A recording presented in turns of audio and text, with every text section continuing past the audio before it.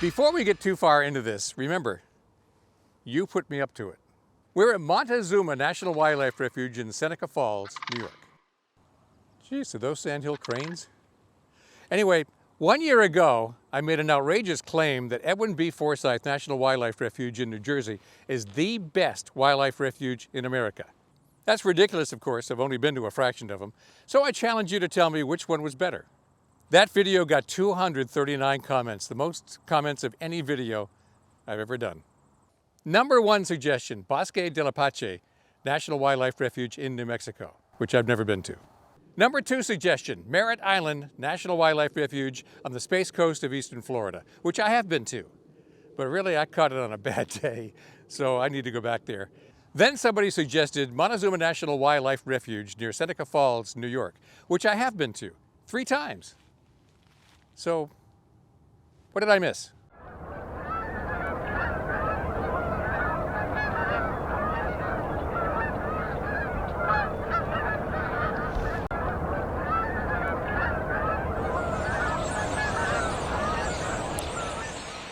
I'll hit many of the other suggested candidates, but this one is only 589 miles from my house.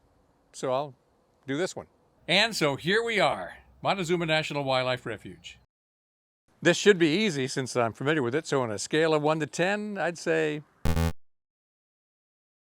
Wait a minute. This was one of the hottest summers on record.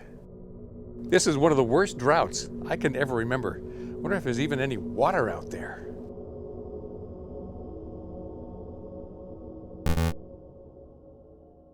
Maybe they can tell me at the visitor center, and I can get a rare bird report too. Government shutdown. During this lapse in appropriations, national wildlife refuges will remain as accessible as possible. Hope that includes a bathroom. Son of a...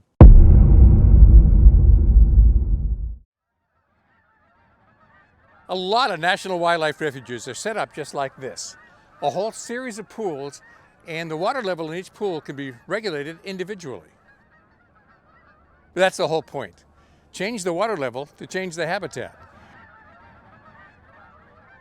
If you let this go too long, flooded, it's going to turn into a lake, kill all the vegetation underneath. Too short, and the vegetation is going to grow up too much, and it's no longer an operating marsh. So they alternate the way it would in a natural cycle. Wet some years, dry some others, and that keeps it an operating marsh year after year. And it's not just for the birds. The fish need that kind of regulation too, and the mammals. Muskrats have enough vegetation to eat when the water level is just at the right level most of the time. And when it isn't, they go to the next marsh. And apparently, muskrat's a game animal. Who knew?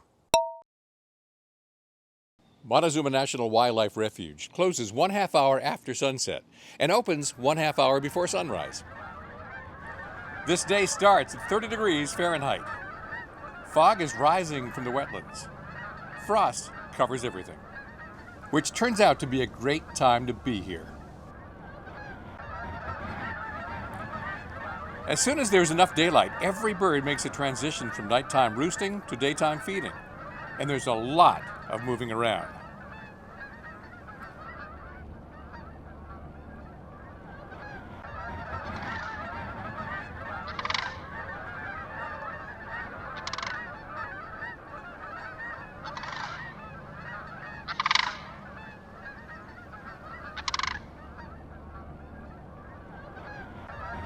Canada geese and sandhill cranes have been roosting somewhere they have a good view of any eagle approaching. And now they're moving into the marshes and nearby grain fields to feed.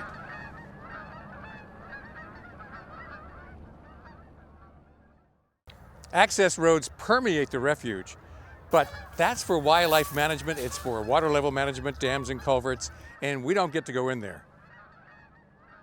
Most refuges have some kind of perimeter road, this is Wildlife Drive here, that lets you at least view into the marsh from a road you can drive.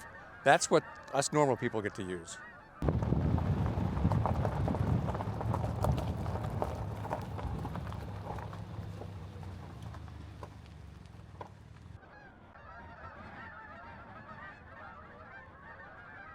So here's the challenge for you. The rules at Montezuma are maybe a little bit stricter than normal.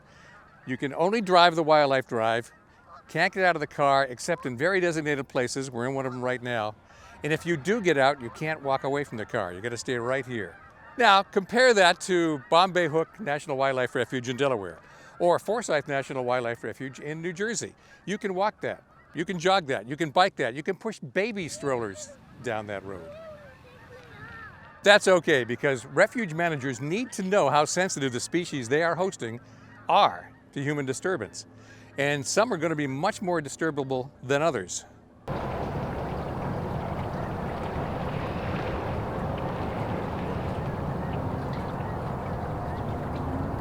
That's also the challenge with Montezuma, because if you can't get out of the car at all these little pools along the side, the person who's on the left side, the driver in the back passenger seat, gets the best view. Anybody on the right side of the car, not so much. And then along the edges, the grasses can be so tall that if you can't even stand up, you can't see over them. So it's a little challenging in Montezuma. I'm not saying it's bad. I'm just saying that's the way they manage in order to protect the species, which is the #1 goal of a refuge. Now, when I was here 2 years ago, this particular marsh had a whole lot more water in it. And when it had a lot of water and a lot of ducks in it, those ducks were on the far side. To me, that indicates they were a little squeamish about all the activity over here, and I will take a duck's word for it every time.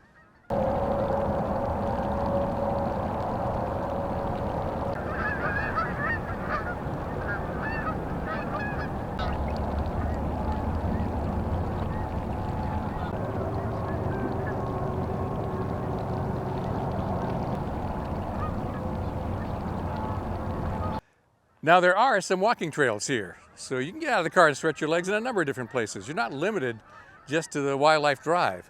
So there's a lot of reasons to visit this National Wildlife Refuge.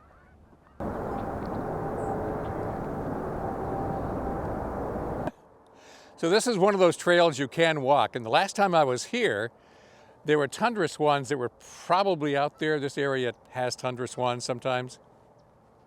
And what I remember from 2 years ago is that it's grass tall on both sides and you can't see anything. But let's take another look.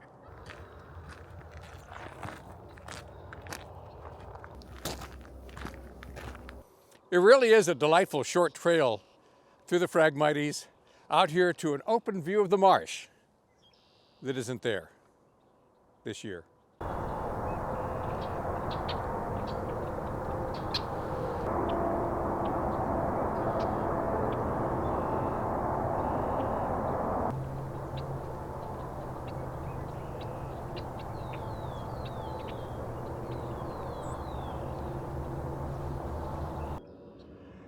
This is what art looks like, melting frost on Phragmites. Birding in spring in North America spoils you because all the neotropical migrants come back all at once. Depending on where you are, it could be from April through May. And they're all singing and making noise and telling you exactly where they are, and there's so many.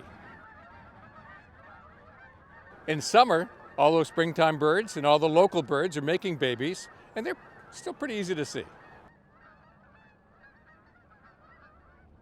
Then, in early autumn, all the insect eaters are starting to leave, and they're milling around, sometimes easy to see, and then they're gone, and when they go, they'll go in big groups, and again, not that hard to see.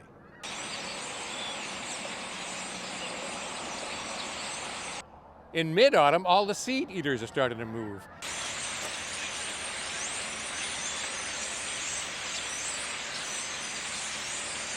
And they're all in big flocks, usually along open edges where you can see them easily. And that's exciting.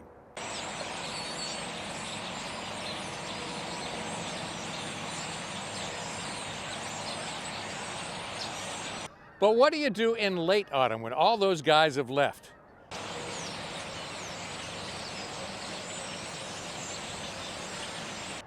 All the ones from up north are coming down, and usually that's a lot of waterfowl, and they're starting to gather in places like National Wildlife Refuges. So hundreds, thousands, all come into one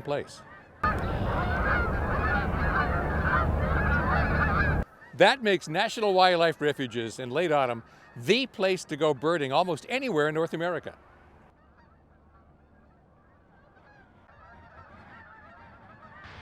Ooh, the white-crowned sparrows are starting to move through. Although they nest around Newfoundland, Labrador, some of these aren't going any further than Virginia to winter over.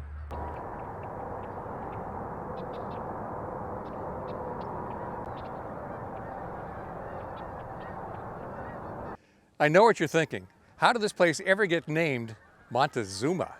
So in 1806, the local rich guy, a doctor, built a house that would remind you of maybe Montezuma's palace in Mexico City. So he called it Montezuma, and then the whole area, little by little, took on the name Montezuma, including this marsh. My God, if this is the size of the eagles, how big are the mosquitoes?